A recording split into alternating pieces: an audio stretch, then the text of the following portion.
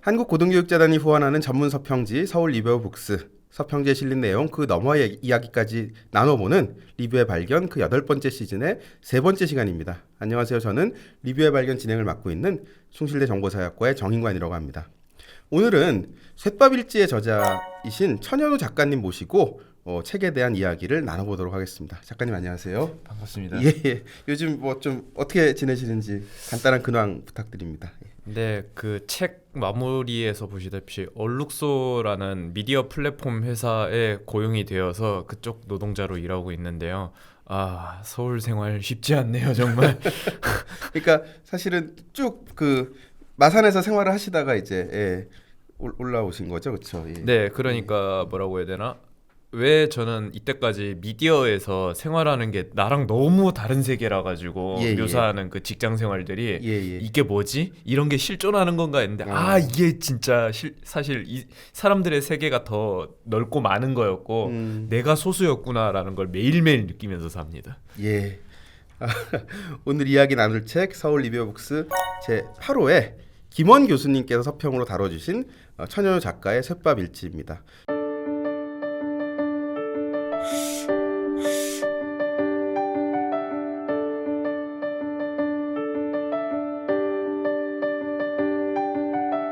출간 후 미디어에서 굉장히 많은 주목을 받았습니다. 그래서 신문 인터뷰도 많이 하셨고 특히 이제 문재인 전 대통령이 소셜 미디어에 아주 빨리 추천하고 싶은 책이다라고 해서 더 큰 관심을 받기도 했었습니다. 예, 몇 가지 질문 좀 그럼 나눠보도록 하겠습니다. 혹시 서울 리뷰어북스의 김원 교수께서 쓰신 리뷰 읽어보셨나요? 네, 최근에 읽어보게 됐었는데요. 예. 그 보면서 굉장히 많이 느꼈던 거는 역시 교수님들 그 학자분들은 이게 해상도가 다르다. 해상도가 다른데 이걸 맥락을 그렇게 분석을 하셨더라고요. 이제 그러니까 이 육체 노동하는 사람들 용접봉들이 예. 생각보다 많이 안 변했는데 저는 그렇게 읽었거든요. 그 우리가 생활했던 사람들 그러니까 뭐 노동 쪽에서 묘사됐던 그 노동자 대투쟁 예. 혹은 이제 말했던 이제 학교와 계급의 재생산 이런 거랑 크게 흐름이 다르지는 않은데 그럼에도 불구하고 다른 맥락들이 몇 개 있구나. 이제 현대적으로 약간 퓨전된 것들이 있구나. 뭐 예를 들어 대표적으로 이제 그 학교와 계급 재생산 같은 경우는 예. 이제 그 마초적인 문화라면은 예. 근데 이제 저희는 이제 그 마초적인 세계가 이미 뭉개져 있고 그 뭉개진 상태에서 이 대체품을 어떻게 찾아가야 되나 거기서 이제 뭐 게임을 제시하시기도 예. 하고 뭐 혹은 이제 자기 개발 욕구 노동에 대한 그게 아니고 이제 노동으로 하나로서 뭉치기에는 이제 노동이 우리의 삶을 담보해주지 않기 때문에 예. 내가 살아남아야 되기 때문에 하는 운동이라든가 책 읽기 예. 이런 것들에 그걸 했었는데 야 이걸 되게 잘 읽어내셨더라고요. 굉장히 감동받았어요. 그러니까 그런 그 분석을 보시면서 작가님께서 이렇게 정말 제대로 보셨다 이렇게 느끼셨던 건가요? 그러니까 실제 그런 그분께서 지적하셨던 방금 말씀하신 그런 부분들이 실제로 돌이켜 보셨을 때 정말 작가님 삶 속에 그게 묻어 있었던 것인지. 네, 그 저는 사회학을 굉장히 좋아하는데요. 제가 실제로 배워본 적도 없고. 감사합니다. 아이고야. 그러고 보니 그렇죠. 예. 제가 사회학을 굉장히 좋아하는데 그런 사회학적인 분석을 굉장히 좋아합니다. 제가 살아가는 세계관이잖아요. 예. 일종의 그 세계관을 분석한 거. 제 개인의 얘기는 제가 뭐 꺼내고 말이지. 그래서 뭐 심리학이나 이런 거보다 이 맥락을 쭉 읽어낸 그게 되게 감명 깊고 재밌었어요. 예. 아까 앞에서도 말씀드렸지만 사실 이 쇳밥일지 책 그 출간 이후에 굉장히 많은 관심을 받았어요. 저도 사실 미디어 인터뷰도 많이 받고 또 이제 뭐 아까 얘기했던 것처럼 굉장히 그 또 영향력 있으신 분들의 추천도 있고 이런 관심 좀 어느 정도 예상을 하셨었나요? 관심을 예상하고 던진 포인트가 몇 개 있긴 있는데요. 예. 사실 뭘 늘 그렇듯이 맞지는 않죠. 잘 맞지는 않고요. 뭐 출간 일정부터 이게 싸그리 다 그냥 제 마음대로 되는 게 하나도 없어가지고 이제 낼 때쯤이면 이세나 찍어라 뭐 그 정도 상태였는데 뭐 어쩌다 보니 이제 양산으로 저 책이 흘러 들어가게 되고 뭐 그렇게 됐죠. 제가 2번 읽었는데 사실 예전에 한번 처음 나왔을 때 한번 읽었고 이번에 이제 준비하면서 한번 읽었는데 참 뭐 작가님 앞에서 하면 좀 약간 저렇게 할 수 있겠지만 참 글을 잘 쓰신다. 좀 이렇게 글을 잘 읽히고 뭐 생각도 많이 드는 것들이 많더라고요. 작가님께 글쓰기란 도대체 뭔지 또 언제부터 이런 글쓰기를 좀 좋아하셨는지 즐기셨는지 사실 우리가 사회학이나 이런 쪽에서 이제 우리가 흔히 문화자본이라고 얘기를 하지 않습니까? 그래서 보통 공부를 하고 뭐 글을 쓰고 이런 것들은 결국 어렸을 때부터 뭐 우리가 집에 책이 얼마나 많이 있었는지 얼마나 책이라는 것에 내가 좀 익숙한 문화적인 환경이 되는지 뭐 이제 이런 식의 어떤 소위 말하는 약간 재생산 문제에 대한 좀 이야기를 해요. 그런 면에서 봤을 때는 우리가 굉장히 어떻게 보면은 그 작가님에 대해서 여기 그 부제가 청년공 펜을 들다라고 돼 있는데 사실 우리가 노동자라고 하는 직업은 사실 사회적으로 봤을 때는 어떻게 보면은 전통적으로 뭔가 책이나 이런 것과 약간 좀 거리가 있는 것처럼 여겨지기 쉽다라고 하는 거죠.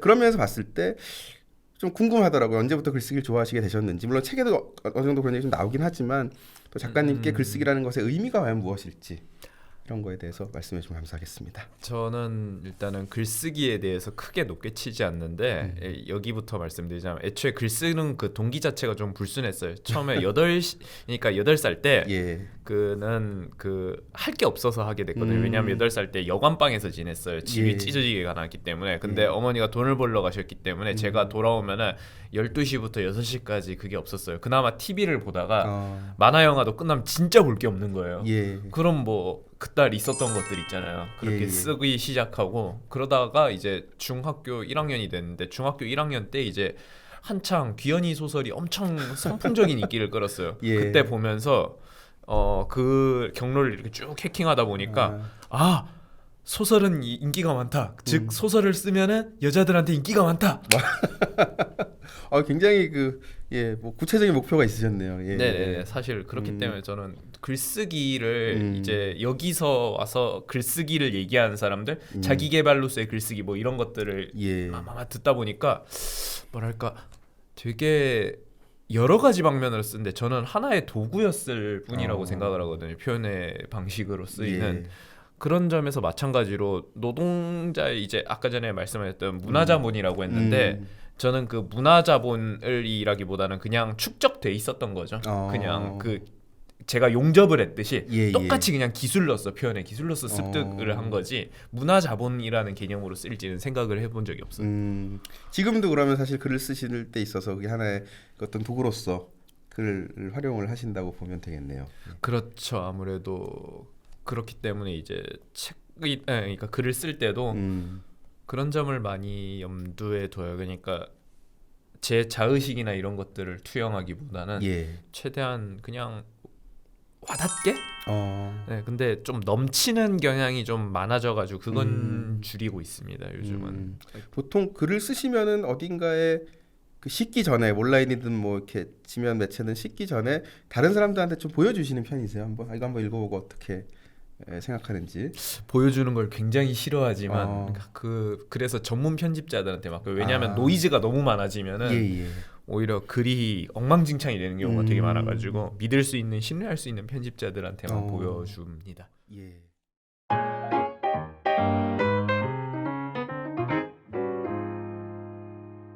아까 뭐 부제 얘기도 했지만 청년공이라고 하는 표현이 이제 책에 딱 나옵니다. 실제로 사실이기도 하고 그렇기 때문에 이제 작가님 같은 경우에는 청년공 출신 작가라고 하는 게 어떻게 보면은 굉장히 그 아주 대표적인 수식어라고 할 수 있는데요. 주로 이제 이 책을 보면 이게 결국 20대의 흔적을 30살 즈음에 이제 기록하신 것인데 사실 이런 어떤 청년 문제라고 하는 것 그리고 어떻게 보면 청년의 여기 보면 비정규 노동 얘기도 나오고 사실 그 김원 교수께서 리뷰에서 잘 지적해 주셨던 것처럼 오늘날의 사회 문제들이 굉장히 응축적으로 나와 있다라고 하는 거죠. 뭐 사회 이동의 문제도 그렇고 불평등의 문제도 그렇고 되게 다양한데 이런 어떤 본인의 이야기가 최근에 20, 30대 어떤 청년 담론과 되게 얽혀서 사실은 좀 이해되는 부분도 많이 있고 사실 레거시 미디어에서도 그런 부분에 굉장히 초점을 좀 맞추는 경향이 있습니다. 물론 이제 그것이 약간 보수적인 신문이냐, 뭐 진보적인 것이냐에 따라서 굉장히 좀 관점이 달라지긴 하지만 이런 어떤 접근에 대해서 좀 어떻게 생각을 하시는지 궁금합니다. 즉 이제 이런 어떤 셋밥일지라고 하는 것 혹은 천연우라고 하는 사람이 사회적으로 이제 우리가 이런 표현이 좀 그럴 수 있지만 소비되는 것에 대해서 이제 어떻게 생각하시는지 또 어떻게 되었으면 좋겠는지. 그 부제를 달 때 처음에 음. 생각을 좀 많이 했어요. 그러니까 셋밥일지라는 책은 어차피 이제 제목은 예. 그 제목 자체가 굉장히 묵직하기 때문에 예. 이미 독자층이 고정될 것이다. 음. 그러면은 여기다가 뭘 얹을까 하다가 아예 그냥 이 뭔가 옛날 느낌으로 가자. 좀 어. 그래가지고 보면은 글씨체라던가 표지라던가 방식들이 예. 되게 좀 낡았는데 그 표지하시는 분이 굉장히 역량이 뛰어나셔가지고 예. 늘 낡았는데 이 색감이 되게 후지지가 않더라고요. 그러게요. 예. 엄청 놀랐어요. 근데 그 청년공이라는 단어는 그래가지고 제가 100% 정치권에다가 던지는 수식어에 가깝습니다. 아. 왜냐하면은 청년공이란 단어는 실제로 누구도 쓰지 않거든요. 예, 예. 그렇기 때문에 그 정치권에서 만들어낸 일종의 레토릭이고 제가 어떻게 소비되면 좋겠느냐라고 하면은 그런 거죠. 이제 보수 신문이든 진보 신문이든 똑같이 쓰는데 맥락이 보시다시피 그러니까 제가 양쪽에서 다 칼럼을 연재를 해봤지만 예. 맥락이 좀 다르기는 해요. 이제 이 친구들은 그래 이 녀석이 그러니까 보수 신문 같은 경우는 이 친구는 그래도 열심히 사는구나 하는 개인의 그 생존기에 그 초점을 맞춘다면은 예, 예. 진보 신문 같은 경우는 이 구조에 대해 가지고 굉장히 초점을 많이 맞추더라고요. 전 근데 어느 쪽이든 사실이라고 생각해요. 왜냐하면은 그 구조가 잘못돼 있는 건 사실이지만은 예. 그렇다고 해가지고 구조가 정말 매우 잘못돼 있지만은 우리는 어쨌든 살아남아야 되기 때문에 그런 식으로 이제 보수 신문이 보듯이 열심히 해야 살아남아야 된다는 거, 열심히 살아남아야 어쨌든 알리고 바꿀 수 있다는 거 그런 점에서도 동의하기 때문에 어떻게 소비되든 저는 상관은 없습니다. 이 자체의 맥락이 완벽하게 이상하게 막 흘러가는 경우만 아니라면요. 혹시 책 내시고 이렇게 사실 아까 저희가 그 녹화하기 전에 잠깐 얘기를 나누긴 했지만 사실은 뭐 이렇게 그 일반 대중 강연 같은 거 그렇게 많이 하시지 않는다고 하시기 지금 뭐 사실 직장도 있으시고 쉽지 않은데 혹시 좀 뭐랄까 그 작가님과 약간 비슷한 또래라든지 조금 더 젊은 독자들과 만나서 좀 책에 대해서 이야기를 나눠보신 적이 있으신가요? 몇 번 있는데 잘 안 맞더라고요. 아 그래요? 어떤 면에서 좀 확실히 예. 이 그러니까 오히려 교수님들이나 혹은 이제 조금 그 87년도 노동자 대투쟁을 겪었던 분들하고 말이 좀 결이 맞는 부분이 있는데 예. 여기 그러니까 이 시장에 대해 가지고 처음부터 다 설명을 해야 되다니까 잘 안 맞아요. 그래가지고 이거를 설명하다가 또 이제 그쪽 문법 이제 20, 30대들의 문법에 오히려 안 맞아가지고 그런 경우가 있고 제가 살아온 세상이 어쩔 수 없이 예. 그 업데이트가 별로 안 된 세상이다 보니까 그 87년 노동자 대투쟁 이후로 그 전과도 사실은 그렇기 때문에 좀 어려움을 겪어요. 그래서 책 얘기나 이런 얘기들은 가급적 안 하게 되더라고요. 그 여기 책에 나와 있으신 어떻게 보면 예전에 같이 일을 하셨고 이랬던 지금도 이제 일을 하시고 계실 그런 뭐 분들께 책을 책 이제 들으셨나요? 네, 당연히. 예, 읽어보시고 뭐라고 좀 말씀하세요. 이게 초원 씨라는 사람이 나오는데 예, 전부 예, 다 예. 가명입니다. 그 예, 일반인들은 예. 그 깔 수 없는 사람들은 다 가명인데 그 초원 씨가 전화를 걸더니 날 이렇게 생각했었구나. 저 그게 그렇게 생각한 우리가 좀 미묘한 관계였잖아. 그러니까 이럴 줄 알았으면 더 들이댈 걸 그랬다. 아유, 부럽네요.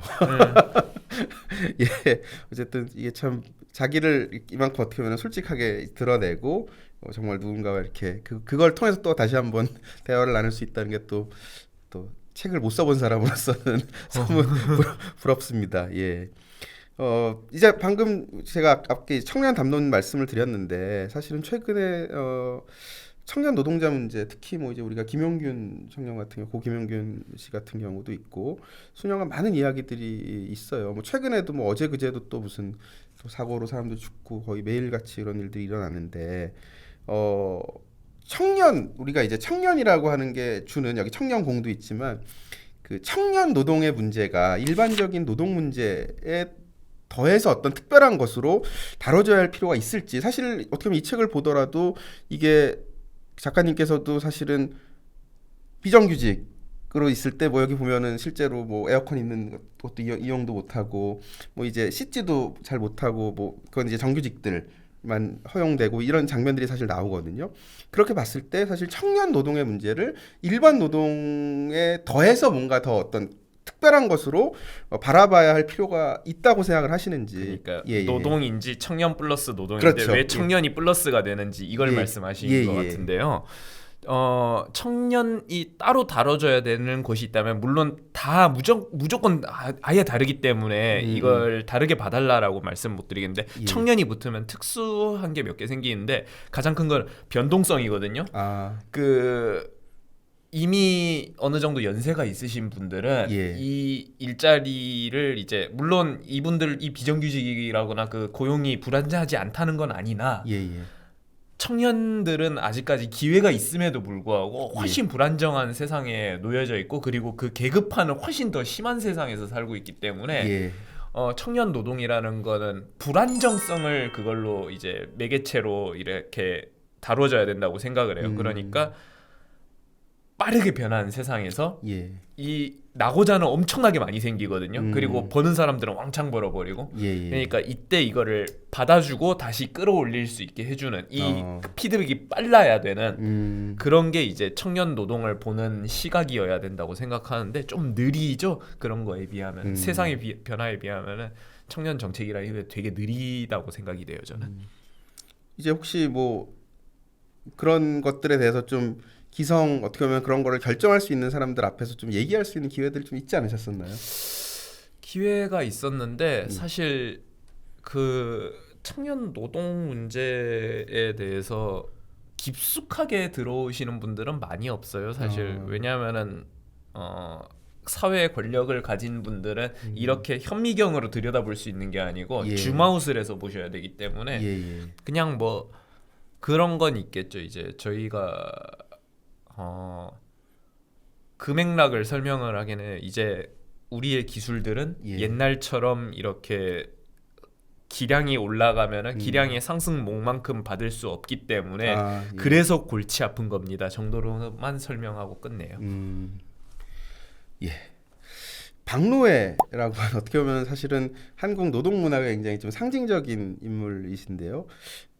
박노해 시를 읽으시면서 이렇게 별로 공감이 크게 가지 않으셨다는 얘기를 예전에 들은 적이 있어요. 그래서 어떤 측면에서 좀 그랬는지 또 예, 말씀해 주실 수 있어요? 나중에 읽을 책에 대해서도 얘기 드렸지만 제가 그 별로 재밌게 읽지 않은 그러니까 그 책이 굉장히 훌륭한 책임에도 불구하고 예, 마찬가지로 제가 고기로 태어나서 한승태 작가의 아, 예, 예. 그런 책들이 보면 굉장히 훌륭함에도 불구하고 저랑 안 맞는 결이 뭐였냐면은 제가 아까 전에 처음에 글쓰기를 그냥 표현의 기술로서 쓴다고만 예, 예. 말씀드렸는데 그 노동 자체에 자의식을 너무 많이 투영하는 저는 행위로서만 생각하고 상당히 건조하게 보거든요. 예, 예. 근데 여기에다가 갖가지 의미와 그걸 그 의미와 자의식을 많이 투영하는 게 저랑은 결이 잘 안 맞았어요. 근데 그 책이 훌륭하지 않다거나 그렇다는 건 절대 아닙니다. 예, 그러니까 뭐 작가님과 이렇게 봤을 때 내가 공감할 수 있느냐 그렇지 예, 않느냐. 상극인 거죠 일종의. 그럼 혹시 조금 반대로 약간 읽으면서 뭔가 공감이 가는 다른 뭔가 이제 노동하는 분들이 쓰신 노동자 우리 여기서 노동자라고 이제 소위 블루칼라겠죠. 이제 그런 분들이 쓰신 글을 읽어본 적 있으세요? 네, 저는 그래서 오히려 높게 치는 건 임계장 이야기인데 아, 왜 그런 건지는 아실 것 같아요. 아까 전에 말했지만 노동의 자의식을 많이 투여했다고 했는데 예. 이분은 이제 구조에 더 많이 그걸 가지고 있거든요. 예, 예. 뭐랄까 구조를 정확하게 딱딱딱 설명을 해주신 건 아니나 본인이 이제 상당히 그 높은 자에서 이제 그렇죠. 큰 지위를 누리다가 내려와가지고 그 이렇게 보는 걸 보면서 본인이 반성을 하고 그리고 그 이 세상을 차곡차곡 쌓아가지고 이렇게 공개한다는 거 그게 저는 좀 더 좋더라고요. 구조를 조망한 거 행위보다는. 뭐 행위도 중요하지만 어쨌든 굉장히 사회학적이신 사회학에서 행위와 구조보다 다루긴 하지만 예, 그렇습니다. 그 혹시 지금 방금 이제 임계장 이야기 말씀도 하셨는데 이게 특별히 뭐 좋아하는 작가나 혹은 뭐 책 같은 거 소개해 주실 스케치 있으신가요? 저는 이기호 작가와 최민석 작가가 원업인데요. 예. 그 약간 다르기는 한데 비슷한 경향이 있죠. 이기호 작가 같은 경우에 최근에 눈 감지 말라를 저도 재밌게 냈었는데 읽었습니다. 예. 눈 감지 말라도 저는 그 굉장히 재밌게 읽은 게 내나 이 지방에서 뭘 어떻게 해도 안 되는 거 있잖아요. 예. 진짜 마음의 의지를 꺾어버릴 수밖에 없는. 물론 이제 그 친구들이 대체로 좀 뭐라고 해야 하나 그런 건 있었어요. 의지박약인 것도 우리 현대에 근데 이 의지박약이 어떻게 왔는가 이 구조가 계속 사람 의욕을 꺾어버리는데 예.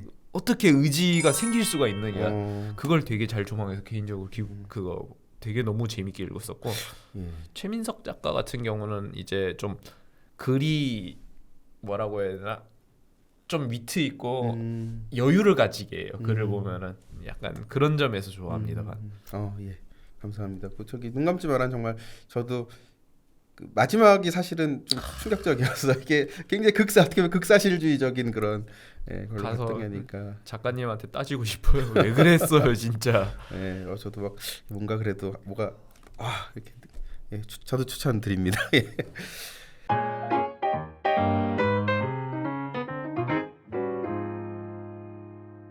석밥일지의 마지막 장면이 사실은 이게 그 얼룩소에서 이제 너 우리와 함께 일하지 않겠느냐라고 하는 그런 오퍼를 받는 걸로 이제 끝이 납니다. 그래서 이제 어떻게 보면은 인생의 뭐 이게 면막일지 어쨌든 간에 이제 어떤 또 새로운 세상으로 들어가는 그런 장면으로 끝이 나는데요. 얼룩소 이전과 이후 삶의 변화가 우리가 좀 상당히 클 것 같다는 생각이 듭니다.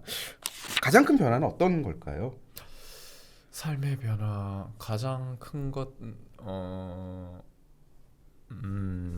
노동이 바뀌면서 그냥 아무래도 모든 게 다 뒤집혔는데 제가 최소한의 변화를 추구하기 때문에 사실 사는 이 공기 빼고는 크게 달라진 적이었어요. 근데 그 당시에 이제 마산에서 살면서 20살부터 32살까지 노동에서 변하는 마음의 감정이 변하거나 그런 경우는 좀 별로 없었거든요. 그러니까 내가 하던 일 하고 그러니까 그냥 그 대가를 받아가고 그 대가가 물론 형편없이 작다는 건 빼고 그냥 일하고 받아가고였는데 훨씬 복잡해졌죠. 훨씬 판단을 많이 요하고 그러다 보니까 좀 피곤하다.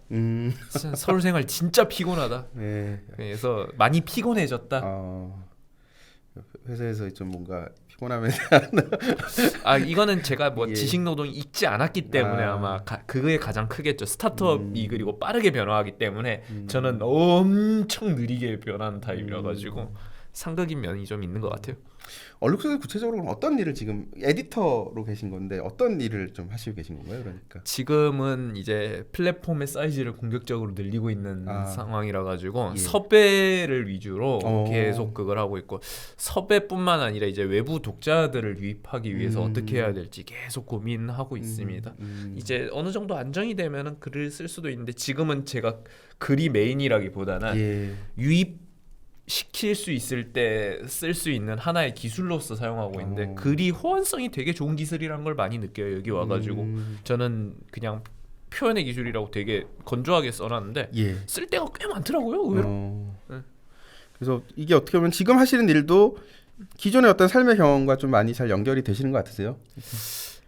아니요, 거의 호환이 거의 안 된다고 보고 있어요. 그러니까 왜냐하면은 저 같은 경우 이제 서울 와가지고 제일 골치 아픈 게 입이 걸어요, 제가 굉장히. 그래가지고 좀 서울 사람들이 뜨악하게 만드는 그런 경향이 좀 있는 것 같더라고요. 다행히 그냥 쟤는 철이 좀 없어서 그래로 받아들여 주는데 그게 아닌 사람들하고 마주쳤을 때 이제 좀 이걸 어떻게 해야 되나.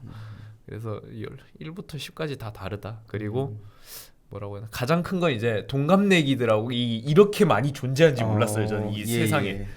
왜냐면 지방에는 이제 그 청년들이라고 해봐야 이게 고정돼 있는 늘 이제 서울 생활하는 사람들이 지금 제가 만나는 사람들이 다 보면서 느낀 게 뭐냐면은 야심이 넘치더라고요. 저희 같은 경우는 야심이라기보다 이제 야심이 대부분 물질로서 표현이 되거든요. 외제차, 집, 뭐 그 다음에 결혼 뭐 이런 것들인데 그게 아니고 그 이상 그것들은 이미 깔아놓고 있는 것들이고. 물론 서울에 집이 얻기 쉽다는 건 아니나 그 물질적인 어떠한 것들보다는 그 이제 자신을 어떻게 버려나갈 것인가에 대한 굉장한 왜냐면은 저희 같은 경우 이제 기량은 그냥 일하다 보면 올라가는 거였는데 예. 그쪽은 이제 기량이 이렇게 전방위로 이렇게 퍼져 있다 보니까 자신을 어떻게 업데이트할 것인가 물음표가 그쪽으로 찍혀 있다는 느낌을 받았었어요. 뭐 우리 흔히 자기계발이라고 하는 건데 뭐 이제 주말에는 어디 독서 모임 나가가지고 책도 읽어야 되고 좀 서울 사람들은 쉬질 않아. 헬스도 해야 되고 예, 뭐 그런 거 별로 헬스 같은 거 거부하면서 사는 저 같은 사람도 있습니다. 예, 그 이제 지금 글 쓰시는 거를 아무래도 지금은 조금 집중하기는 쉽지 않은 상황이다라고 말씀을 하셨는데 그러면 뭐 지금은 딱히 따로 준비하고 있으신 책이나 이런 거는 아직은 없으신 상태이신 건가요? 아니면 좀 생각하고 있으신 게 있으시면 원래 생각하던 게 처음에 있었는데 예. 이게 몇 개를 써보다 보니까 산재 얘기였는데 예. 산재 얘기는 그 제가 다시 현장으로 뛰어들어서 이렇게 기록하고 분석하지 않는 이상 새로운 게 나오기 어렵습니다. 왜냐하면은 안타깝지만 일하다 죽는다는 거는 몇 가지 맥락이 다 합쳐져서 그거 되지 않는 이상 이 분절화된 세상에서는 예. 크게 와닿지 않아요. 그러니까 이거를 뚫어내려면은 또 현장에서 한 십수년 고민을 해야 그게 방향성이 보일 것 같아요. 지금으로선 그래서 이게 함부로 외부에서 떠들 수 있는 문제가 아니다 해서 그냥 컷해버렸고 그럼 뭐가 있지 하다가 쓸 게 정말 없구나 웹소설 쓸까 하다가 웹소설도 장난 아니게 그게 또 뭐라고 해야 되나 힘든 작업이었고 그렇죠. 플러스 지금 저희가 하고자 했던 것들이 있거든요 동생하고 근데 예. 지금 동생이 그림을 그리는데 예. 저나 동생이나 AI의 출연으로 딱 1년 만에 생긴 그 AI 이슈 때문에 지금 뭘 해야 될지 잘 모르는 상태 지금 그래가지고 거의 그냥 백지화로 다 돌아섰고 그나마 최근에 했던 거는 이제 단편 소설을 하나 썼죠. 쓰셨어요? 이음 출판사에서 했던 예. 단편 그걸 했는데 그게 반응이 괜찮고 따고 하면은 그걸 아예 그러니까 약간 옴니버스식으로 썼는데 그 세계관으로 한 개를 써보려고 해요. 그렇구나. 저 좀 찾아보겠습니다. 제가 좀 업데이트가 느렸네요. 곧 나올 것입니다. 3월에 나왔던가? 3월일 거예요. 예. 뭐 되게 새롭게 일하시면서 또 그렇게 하시고 굉장히 그 어쨌든 끊임없이 뭔가 쓰고 계시네요. 예, 좋습니다. 애독자로서 예, 좋습니다. 그 책의 마지막에 보면은 이런 말씀을 하셨어요. 언젠간 다시 고향으로 돌아와서 어떤 역할을 하고 싶다. 그런 거에 대해서 좀 어떤 조금 구체적인 생각을 해본 적이 있으세요? 아까 뭐 산지 얘기하시면서 또 이제 어딘가 현장에서 이렇게 좀 더 있어봐야지 할 수 있다는 말씀하셨는데. 저게 아마 저때 자의식이 대폭발을 한 것 같은데 제가 가서 뭘 하겠어요. 사실 뭐 대단한 걸 할 수 있을 거라고 생각하지는 않고요. 예. 다만 그런 거는 있죠. 대단한 건 할 수는 없지만은 대다수가 못하는 일은 할 수 있다.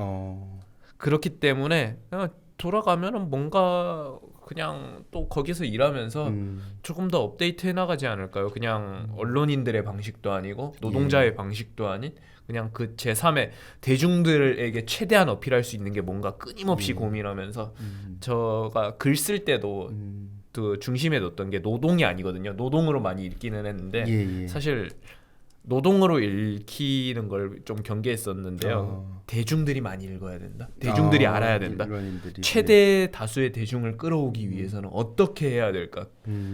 그리고 최대 다수 대중들에게 몰락해가는 지방과 그리고 이제 쇠락해가는 그나마도 이제 다 누군가에게 넘겨줘야 되는 이 노동에 참여하고 있는 사람들은 어떤 그걸까? 그런 것들을 고민해보겠다 정도로 받아들여 주시면 감사하겠습니다. 예.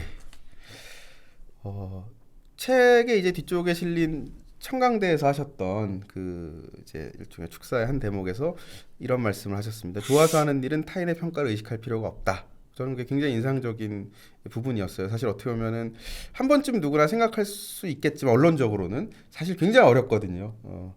요즘 어떻게 보면은 시선을 많이 받으실 텐데 그 말을 좀 실천하고 계신가요? 이렇게?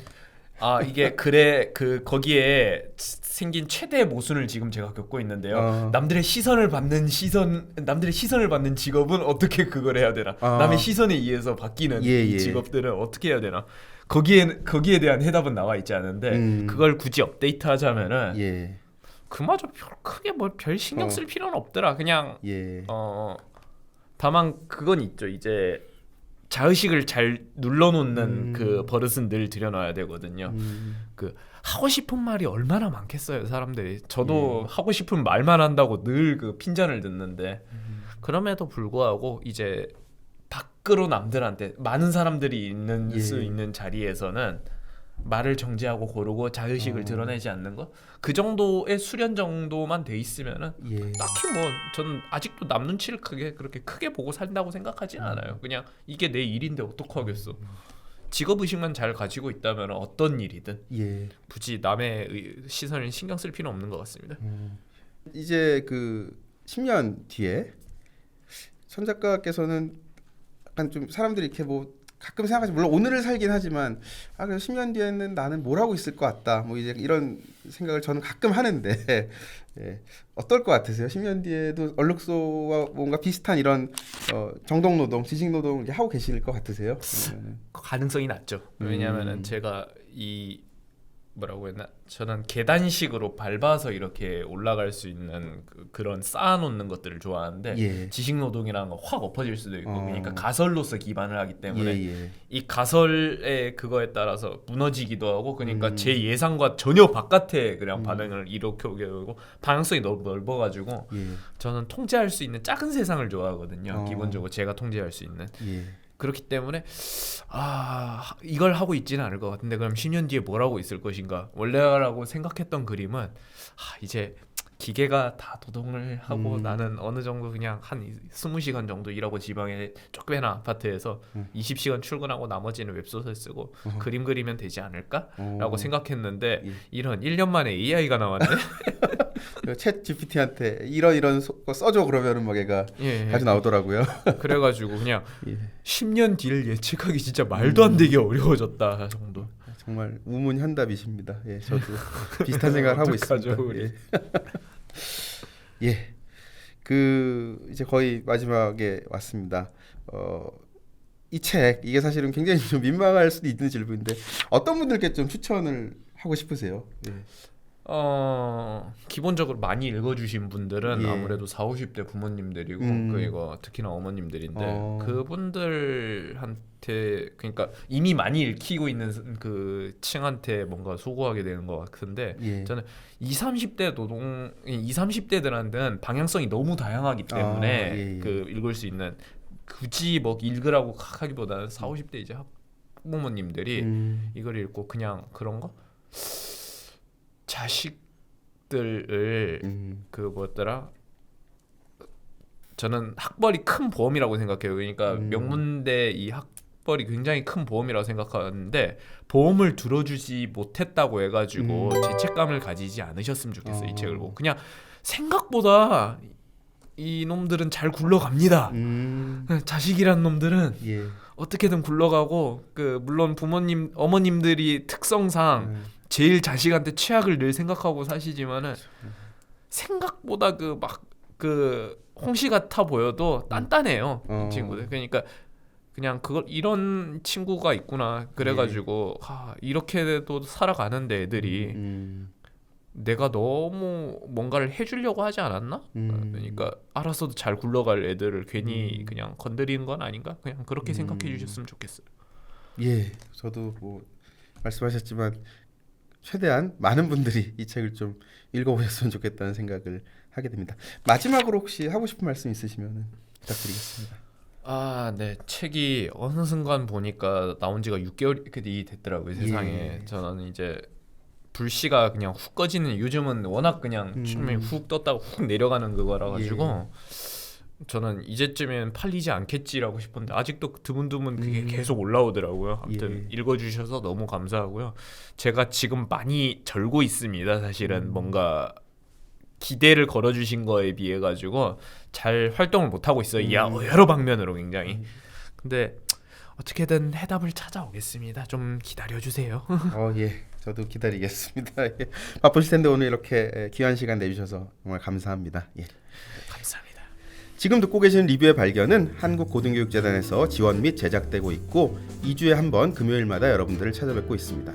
다음 시간에는 빈곤 과정의 저자이신 조문영 교수님 모시고 이야기 나눠보도록 하겠습니다. 오늘 자리해주신 천영 작가님 다시 한번 감사드립니다. 감사합니다. 감사합니다. 네.